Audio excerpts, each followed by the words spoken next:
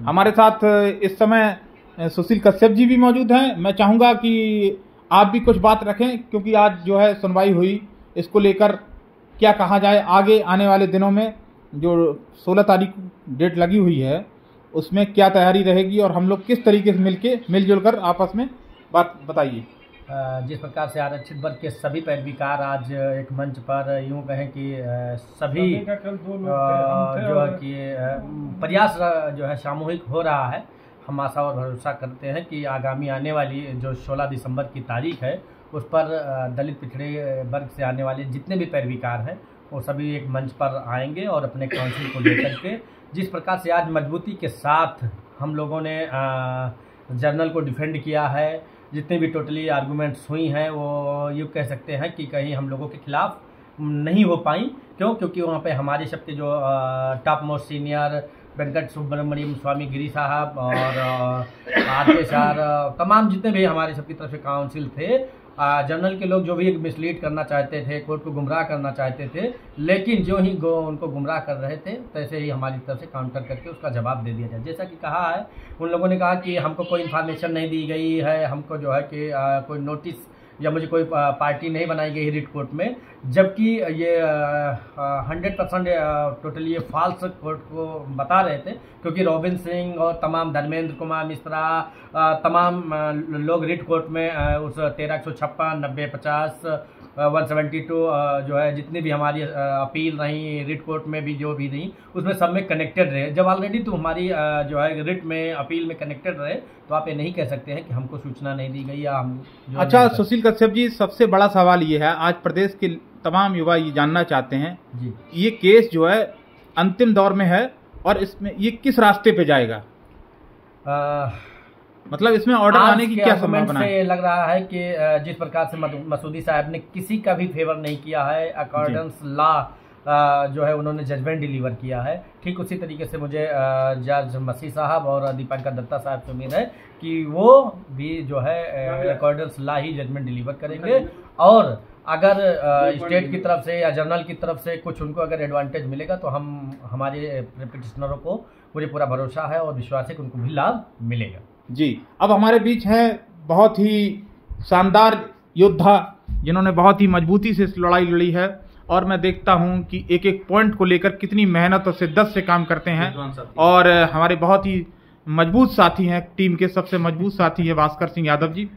तो सबसे बड़ा सवाल ये है, प्रदेश के जितने भी लड़के हैं वो ये जानना चाहते हैं आपसे कि आज जो बहस हुई तमाम चीज़ें निकल के आई, लेकिन इसमें जो है जो याचिकाकर्ता हैं खासकर, चाहे डबल बेंच में रहे हों चाहे सिंगल बेंच में रहे हों, उनको किस तरीके से रिलीफ मिलेगा और कब मिलेगा, किस तरीके से मिलेगा? हाँ जी बताएं। सबसे महत्वपूर्ण बात इस मुकदमे में ये है कि चूंकि आपने अगर देखा होगा बहस, तो उस बहस में जो हमारे एसएलपी में लोग आए हैं जो कहते हैं कि हम लोग खुद बाहर हो रहे हैं, उनका तर्क ये था कि पहले जो न्यायपालिका का सबसे खराब दौर होता है वो होता है डेट पर डेट वाला जी। जैसा कि 1 साल से हम लोग लगातार भटक रहे थे, अब जाकर के वो चंगुल में फंसे हैं। आज मौका बहुत बेहतर था, वो लोग पूरा प्रयास किए कि किसी तरीके से इस मामले में भी लीपापोती करी जाए और इस मामले को रिट कोर्ट या वापस भेज दिया जाए, ये कहते हुए कि क्योंकि जो कैंडिडेट इफेक्टेड हैं और बाहर हो रहे हैं उनको सुनवाई का मौका नहीं दिया गया है, इसलिए यहाँ सुप्रीम कोर्ट में इसमें सुनवाई का मतलब कुछ नहीं है। कहने का मतलब यह है कि 5 साल का जो हम लोग लड़ाई लड़े उसको वो खत्म इनडायरेक्टली दूसरे वे में ले जा करके खत्म करना चाहते थे, क्योंकि अगर वो मूव करवा ले जाते हाई कोर्ट तो फिर ये डेट टू डेट 5 साल और चलता।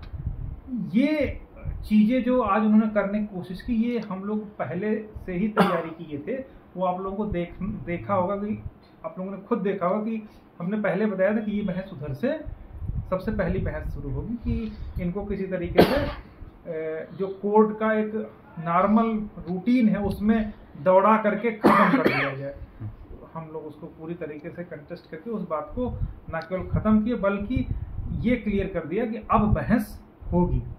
तो जो ये अटैकिंग पोजीशन में आज हमला हुआ है, आप ये उम्मीद करिए कि इसी तरीके से जिस तरीके से मिसलीड आज कई बार कोर्ट को किया गया, कई मुद्दों पर किया गया, और बीच बीच में हमारे टॉप मोस्ट सीनियर के द्वारा उन सबको न केवल करेक्ट किया गया, बल्कि जितना महत्वपूर्ण आर्गूमेंट उनकी तरफ से किया गया था उसको वहीं पर ख़त्म कर दिया गया।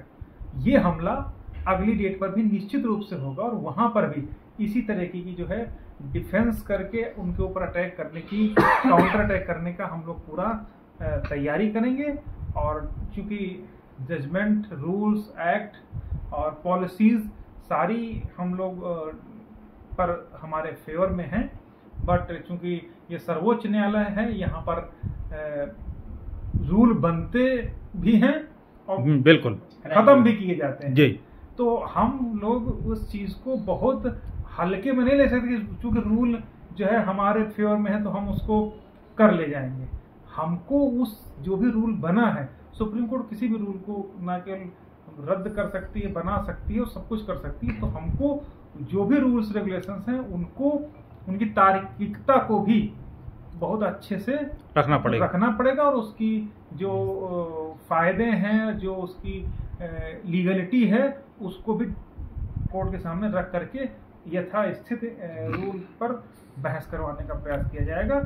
और ये सब चीज़ें से कोर्ट कन्विंस होगी तो निश्चित रूप से यदि उनके बाहर होने की स्थिति जैसे डिवीजन बेंच ने बाहर कर दिया यहाँ भी बनेगी, तब जरूर सरकार का रुख देखने लायक होगा कि अब क्या होगा, क्योंकि सरकार के एक पलड़े में रिजर्व है, दूसरे में अनरिजर्व कैटेगरी कैंडिडेट है, और चूंकि दोनों एक ही तराजू में उन्होंने रखे तो इसलिए सरकार लिखित में खुलकर किसी की तरफ नहीं आई है। आपको याद होगा सीबीआई साहब ने ये आदेश किया था कि स्टेट 7 पेज में सबमिशन दे, बट उन्होंने नहीं दिया, क्योंकि वो कुछ भी कोर्ट लिखित में नहीं देंगे, क्योंकि हमारे पक्ष में देंगे तो उधर दिया तो इधर, तो ये लोग खुल के नहीं है। लेकिन इतना जरूर है कि ओरल में जब इस तरह की स्थितियाँ क्रिएट होंगी तब जरूर वो हम लोगों को एकोमोडेट करने की जरूरत होगी। बट पहले जो अगली डेट पर हमला उधर से होगा, टॉप एक से एक टॉप लोग आएंगे, बिल्कुल 100% वो चीजों को अपने हिसाब से इंटरप्रिटेट करने की कोशिश करेंगे,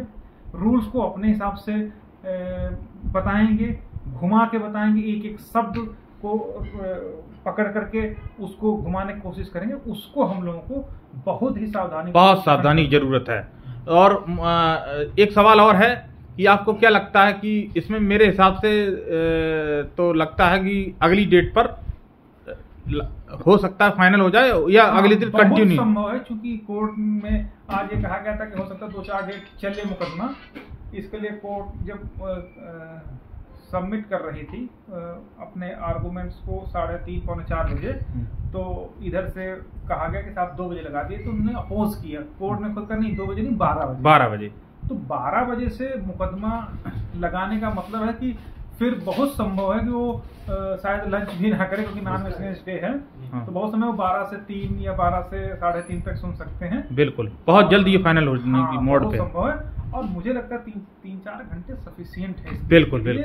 और उसमें चूंकि उधर से जो आर्गूमेंट आएंगे, और सबसे महत्वपूर्ण बात है कि रिपीट आर्गूमेंट ये कोर्ट नहीं सुनेगी। रिपीट। और उसका एग्जांपल आप इस तरीके से कह सकते हैं, जैसे मैंने जो मैं कहता हूँ ना, उसको आप सोशल मीडिया पे चाहे जो कुछ कहिए, लेकिन वास्तविकता में धरातल पर आपको वही दिखेगा।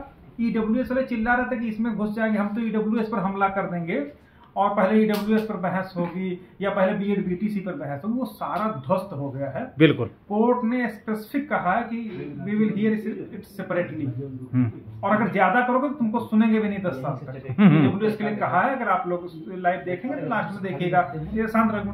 तो उसको भी उन्होंने डेफिनेटली पूरी तरीके से बताया था कि कोई हौज पौज उस चीज को ना रहे। और इसीलिए जो है जब आप सोच के देखिए, जो बीएड बीटीसी करते हैं, उस जब ईडब्ल्यूएस जो ऑर्डर है सुप्रीम कोर्ट में है, उसको भगा दिया कि नहीं तुम किनारे हटो। पहले जो एज ऑन डेट हमारे पास रूल 3631 प्रिवेल कहाँ पर करेगा, एट व्हिच स्टेज, उस पर हम सुनने तो तुमको किनारे कर दिया। तो अगर बीएड बीटीसी करोगे तो उसको कतई नहीं सुनेगी। इसलिए जो भी इस भ्रम में है कि इस तरीके की कोई कंट्रोवर्सी होगी, वो गलत है। पूरी की पूरी बहस रूल 3631 14(1)(a), (b) और अपेंडिक्स 1 पर ही चलेगी। इसके तरफ इसको बहुत अच्छे से तैयारी करनी पड़ेगी।